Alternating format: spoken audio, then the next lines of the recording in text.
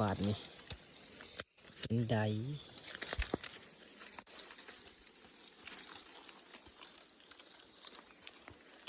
เรียบร้อยพี่น้องเอ้ยเต้นอยู่นะเรียบร้อย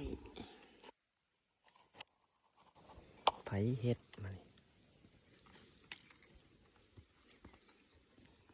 เสืออยู่เทิงนี่ทุกคนเสือกับดักหนูกับดักกระเตนะ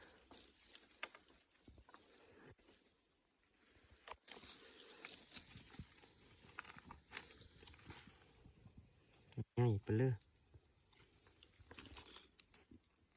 อ๋อขลำบายอุดโจดนะ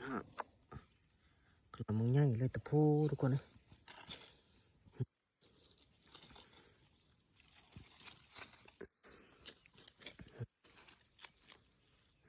จนแข็งเลยทุกคนนี่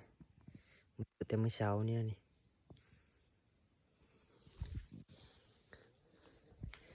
แถวเนินนั่นก็ยามมาเลยทุกคนร้านหลังนึงอยู่เนินกันแต่บ่ถือนะแต่นั่นก็ยามมาเลยกับบ่ถือทุกคนบัดมาถือเลยมาถือหลังนี่นะ